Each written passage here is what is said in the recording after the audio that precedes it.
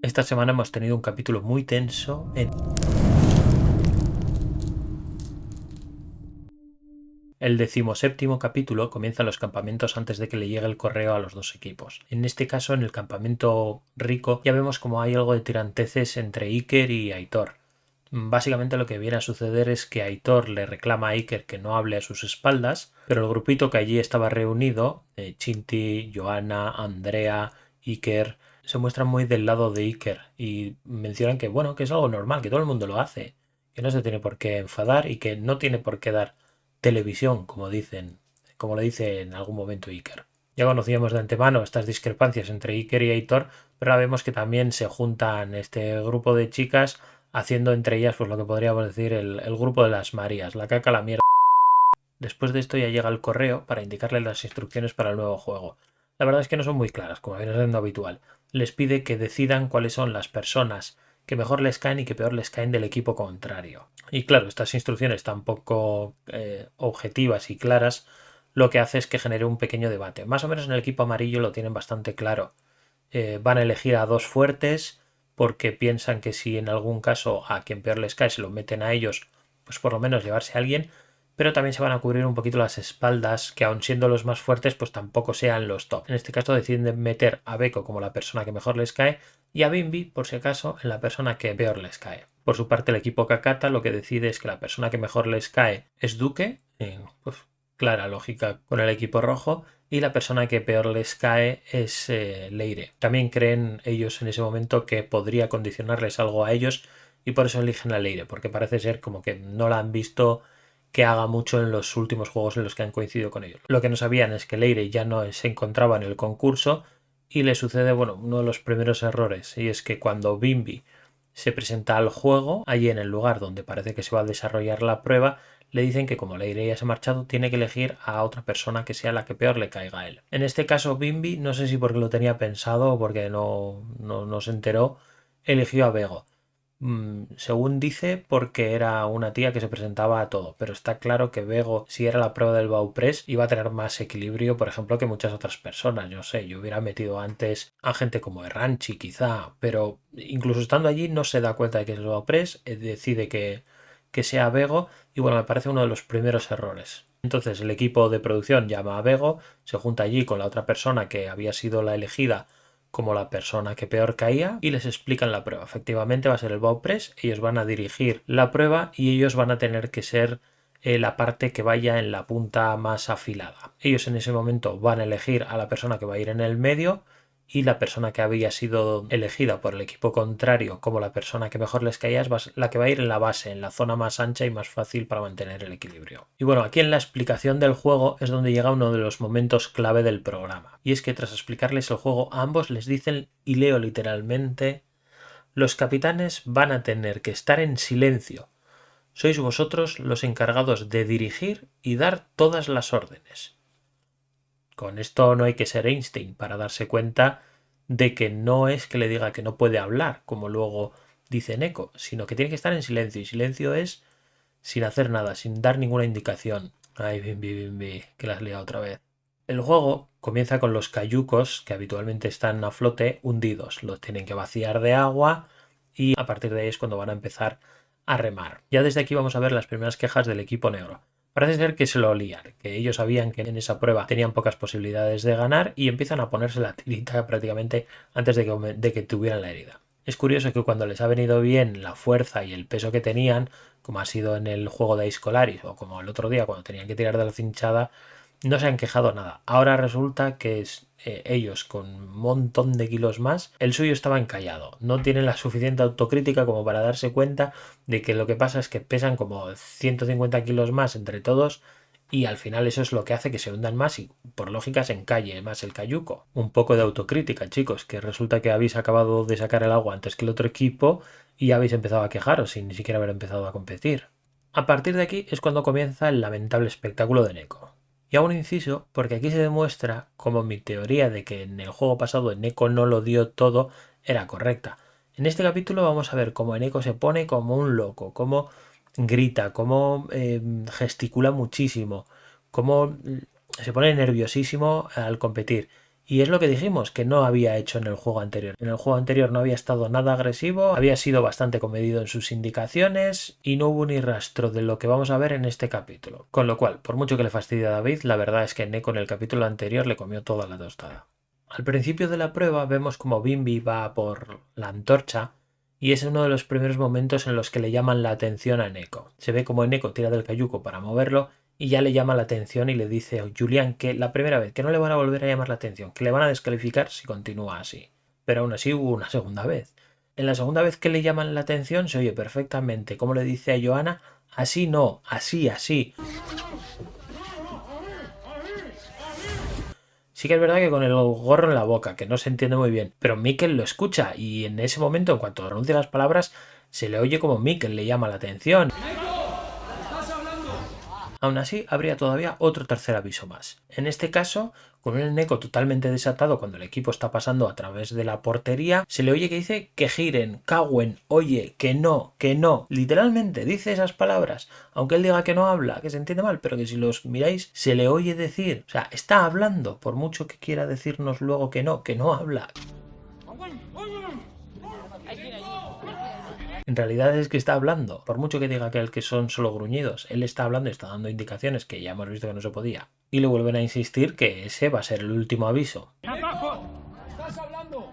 Último aviso. Desde ese momento y hasta la descalificación del equipo negro, vemos como constantemente le está dando indicaciones. Es cierto que ya parece que no hace tantos aspavientos, pero sí que parece que tuviera un diálogo constante con Leire, que es quien va justo delante y quien está dando las indicaciones. No lo oímos. Así como las veces anteriores hemos podido oír claramente alguna palabra, aquí no vemos, pero sí un diálogo que parece bastante fluido. No puede ser solo a base de señales o de miradas.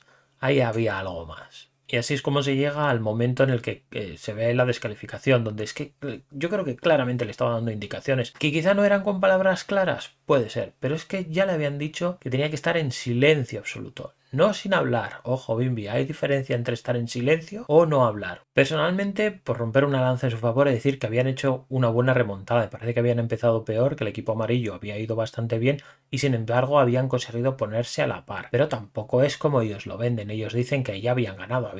Hay veces que le vemos a Andrea decir prácticamente que ya habían ganado y que ya les habían adelantado y que iban a ganar y que por eso les descalifican, y nada más lejos de la realidad. Les quedaba la última tanda en la que por una parte el equipo amarillo tenía a Bego en la punta más afilada y la más difícil y ellos tenían a Bimby. ¿Que no sabemos cómo iría Bimby de equilibrio? Pues no lo sabemos, pero personalmente tengo mis dudas de que fuera mejor que Bego. Tras la descalificación, si ya habíamos visto una imagen lamentable de Neko y del equipo negro, vamos a ver algo todavía peor, perdiendo los papeles completamente y sobre todo con un muy mal perder por parte de los concursantes del equipo negro. Qué curioso es que los creadores de la teoría de la conspiración sean justo los Johanna, Andrea e Iker, el equipo Marías. Y creo que el ambiente que generaron fue tan tenso que hasta la propia organización rehuyó a hacer la reunión de después del juego. Y yo creo que simplemente la organización decidió no hacerlo por no echar más leña al fuego, por no generar una discusión todavía mayor, porque el estado de alteración del equipo negro y de Neko en particular era muy alto.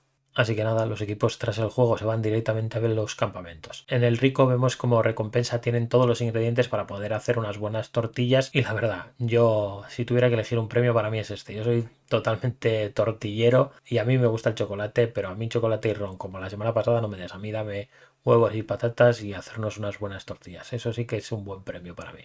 Mientras que por el otro lado, en el equipo negro, les vemos llegar al campamento pobre y, oh casualidad, Chinti vuelve a lesionarse. Yo creo que es el mismo punto en el que se lesionó en el primero o el segundo capítulo. Vuelve a hacerse otra torcedura o esguince de tobillo, como ella dice, y vuelve a cojear, a quejarse. A ver, yo no soy médico. Yo no puedo decir si tiene un esguince o no. Yo lo que puedo decir es que yo he tenido varios esguinces, no uno ni dos, he tenido varios, y lo que te digo es que después de un esguince, o de uno fuerte por lo menos, se te pone el tobillo así, como una pelota. Y Chinti ahí no tiene mayor hinchazón. Chinti lo que tiene es pues una hinchazón leve más o menos, que podría ser por la situación en la que están, porque tantos mosquitos picándote, durmiendo en lugares tan incómodos, pues al final haces que los tobillos te puedan hinchar. De hecho, es algo que lo mencionan muchas veces en los campamentos. Pero vamos, a mí esguince no me parece que tenga ahí. De hecho, lo vamos a ver enseguida en la asamblea, subiendo perfectamente la cuesta por las piedras sin ningún tipo de problema. O sea que esto es lo que nos das, Chinti, tus lesiones, y poco más. La asamblea, como no podía ser de otra manera, comenzó tensa, no tensísima. Era el primer momento en que se juntaban Julian con el equipo y bueno, ahí había el debate sobre qué es lo que había pasado durante el juego. Obviamente, cero autocrítica en Eneco y en el equipo, que creen que la descalificación es totalmente injusta y se muestran muy contrariados de haberla sufrido. Es cierto que en algún momento Eneco deja una pequeña puerta abierta a la posibilidad de que Bimby quizás se haya equivocado, que no haya trasladado las indicaciones como debiera, pero muy poco más, la verdad. Ya después de esta discusión vamos con las nominaciones y lo primero que vamos a ver es el nominado por parte del equipo contrario. Abren el cofre en el que viene y descubrimos que es David. Aquí, equipo amarillo, voy a daros mi opinión. Yo creo que os equivocáis nominando a David. En principio, David es uno de los top, de los más fuertes, eso no tenemos ninguna duda. Pero dentro de esos muy fuertes, para mí David destaca por su cabeza más que por su físico. Lo aclaro, si el equipo no tuviera un capitán, yo creo que el líder natural sería David y estaría muy bien intentar minarle, intentar hacer que se desgaste David para que nadie los pueda dirigir. Pero en este caso tienen a Eneco, que los va a dirigir, como ya hemos visto, con mano de hierro. Entonces, a quien te tienes que quitar de encima o a quien tienes que desgastar es a los más fuertes físicamente. Y para mí ahí hay tres personas que destacan sobre el resto. Y son Beko, Iker y Andrea, en ese orden además. En cuanto a la nominación del equipo, no había demasiada duda, iba a ser Leire. La verdad es que los azules, entre tanto gallo, parece que empiezan a no sentirse tan cómodos y el equipo, aun teniendo a alguien que lo hace mal en el juego, como Bimby, o teniendo a una persona lesionada, prefiere mandar a los ex azules al duelo. La verdad es que Leire se lo toma con resignación, como ella bien dice, es un poquito sensible y llora. Pero aún así, bueno, se recompone bastante bien y es cierto que acabada la asamblea hay un momento en el que le preguntan a ver cómo se siente y en ese momento ella dice que, bueno, que espera ganar el duelo y que espera volver la primera y vemos como Iker por detrás se ríe de una manera muy burlona, con mucha sorna, no sé, este chico. Y de hecho yo creo que un poquito esta situación va a hacer a Leire que se replantee su situación en el equipo negro. Se están dando cuenta de en qué situación están, no lo habían barajado hasta ahora, yo creo, no se lo habían planteado que estaban tan atacados y Leire ya tiene claro que si volviese el duelo y volviesen a perder iba a volver a salir nominada. Y es verdad que nos regala una frase que a mí me encanta y es que ya ha llegado el punto en el que casi prefiere, si gana el duelo, volver a perder en el juego de inmunidad al día siguiente para que la vuelvan a nominar para volver a ir a duelo. O sea, creo que mentalmente Leire es muy fuerte y si tuviera el físico de Andrea estaría encantada de hacer eso, de ir una y otra vez a duelo para quitarse a esta gente que está yendo todos a por ella. Pero pues físicamente la verdad es que seguramente sea la más floja del equipo y que pues bueno, si vuelve va a tener complicado que en cualquier momento no vuelva a salir ella nominada si tiene que volver a ir a la asamblea. De ahí pasamos al día siguiente donde vamos a ver cuál es la nominación de Neko como capitán. En este caso Neko decide mandar a duelo a Aitor, algo que personalmente no le veo demasiado sentido. Volvemos a lo mismo. La vez anterior cuando mandó a duelo mandó a Leire para equilibrar el duelo.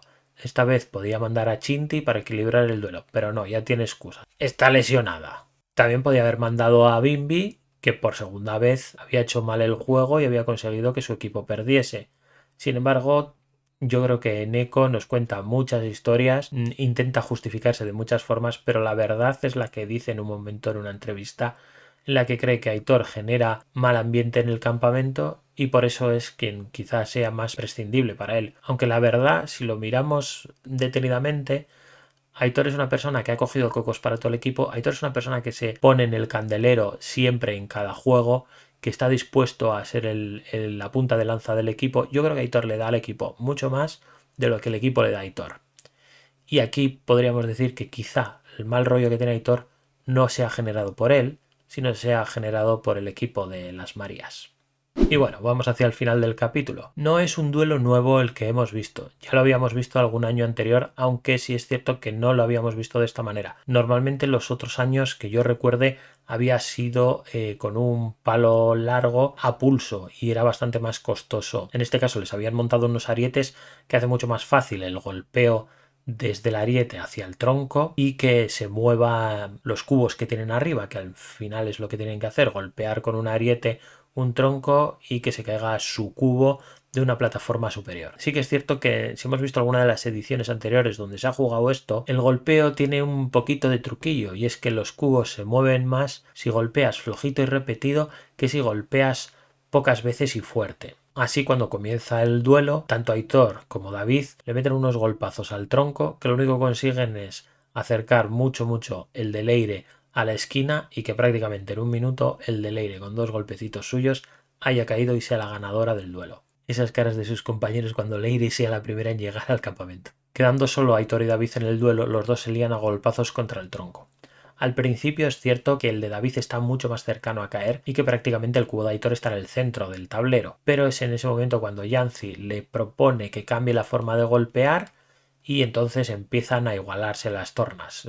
Los dos cubos se quedan muy parecidos con los golpecitos más ligeros de Aitor y al final es el que acaba cayendo primero para disgusto de David, que como ya había venido protestando era un juego que podía ganar cualquiera, que en el que no hacía falta tener un físico prominente, que dependía mucho de la suerte, aunque algo de habilidad también hay que tener para darse cuenta de que esos golpecitos más pequeños hacen que se mueva más tu cubo.